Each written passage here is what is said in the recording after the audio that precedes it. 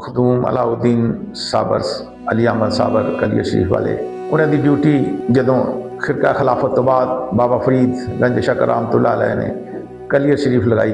जो कलियर शरीफ पहुँचे उत्थे एक महल्ले दे विच गरीब जी औरत सी उहदे घर जाके डेरा लाया तो उत्थे थोड़ी दूर ही एक काजी तबरक रहिंदा सी जिहड़ा उस इलाके का काजी सी।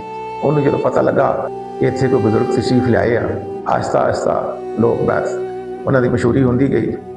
लेकिन काजी तबरक जिहड़ा सी ना वो बहुत सख्त मुखालफत करता सी ते उस शहर का रईस कलियर जिहड़ा सी क़यामुद्दीन उहदे भी उन्हें जाके कान भरे कि साडे इलाके दे विच एक अजीब किस्म का बजुर्ग आया वो अपने आप को बड़ा वली अल्लाह दसदा मैनूं कि मेरे मुर्शिद ने भेजा बाबा फरीद ने भेजा तो वह साढ़े वास्ते बड़ा खतरा बन जाना। वो क़यामुद्दीन जिहड़ा सी वो सारे खबरां सुन के एक दिन मस्जिद से तशरीफ लियादी ते आप भी मस्जिद तशरीफ फरमा सी।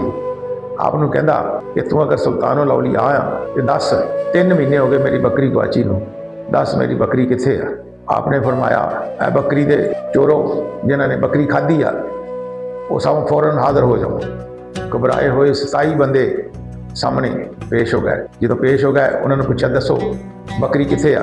वो रईस कलियर तो डर गए, वो मुकर गए, कहते असी बकरी नहीं खाधी, सानू पता ही नहीं बकरी का। आप तंग आके कहते आ वो कहता ये तो कोई नहीं पता लगा। आपने रईस कलियर ने आख्या कि अपनी बकरी को आवाज़ दे। उसकी बकरी का नाम हरमना सी। रईस कलियर ने हरमना कह के बकरी ने आवाज़ दी है मेरी हरमना बोल तू इस टाइम कित्थे आ। तो वो 27 बंदियां दे पेटां दे विचों वक्री वक्री आवाज़ां आउणियां शुरू हो गई। कले कले दे पेट विचों अलग-अलग आवाज़ आई कि मेरे पेट दे विच बकरी का फलां हिस्सा, मेरे पेट दे विच बकरी का फलां हिस्सा। अद्धी रात बकरी नूं ज़बह कीता सी, उहदियां हड्डियां फलां कुएं दे विच दफन कर दित्तियां गईयां सी। तमाम वाक़या जदों रईस कलियर ने देखा तो वह बड़ा परेशान होया, बड़ा हैरान हो गया। मौत के होण लगे सी हले तो वह जिहड़ा काजी तबरक सी ना उन्हें फौरन आके करने कहा ये बड़ा बड़ा जादू आ, ये तू की समझ लिया भी ये सच्ची गल है। काजी जिहड़ा सी क़यामुद्दीन रईस कलियर वो फिर वापस चला गया।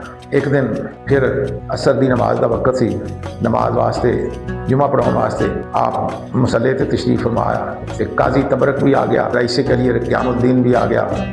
उन्होंने आके आप मसले तो पिछे कर दिता, कहते असी नहीं तेनों वली मानते, असी नहीं तेनों इसका इमाम मानते, सानू ये साडी इमामत साडे कोल रहन दे, तो तू पिछे हट जा। उन्होंने पिछली सफ्त किया, उस तो दूसरे ने उस तो पिछली सफ्त किया। उन्होंने कितने खलोण वास्ते जगह ही नहीं दी, हत्ता के सीढ़ियाँ चो बाहर आ गए, हत्ता के निकलते लोगों ने जनाबे मखदूम अलाउद्दीन साबर कलियर शरीफ वाले उन्होंने मस्जिद चो बाहर कर दिता। जो मस्जिद चो बाहर कर दिता इमाम मसले तो खड़ा हो गया, उन्हें तलावत की थी। तलावत करके जब आख्या अल्लाह अकबर रुकू में चले गए, फिर समय अल्लाह लिमन हामिदा रब्बना लकल हम्द कह के सजदे में चल गए। आपने फरमाया मस्जिद तू क्यों नहीं रुकू कर दी, चल तुम ही सजदे दे विच। मस्जिद भी सजदे में चले गई, सारे दिन सारे उत्थे नाल लिया। जिन्ने मस्जिद दे विच लोग सी सारे मर गए, सारियां दी तबाही लै गई। दुनिया हैरान और शश्तर हो गई। अली मुल्ला अब्दाल की ड्यूटी आप दे नाल सी। अली मुल्ला अब्दाल आप बड़े जलाल विच सी उस टाइम, उन्होंने उठा के साइड से लै गए एक होर जगह से कि ताकि कोई होर ज़्यादा नुकसान ना कर दें। उस तो बाद फिर कलियर शरीफ की फिर तबाही होंदी गई। ये उन्होंने जलाल का वाक़या सुनाया तो सारी जिंदगी उन्होंने जलाल भरी जिंदगी से उन्होंने सामने कोई नहीं सी आउंदा।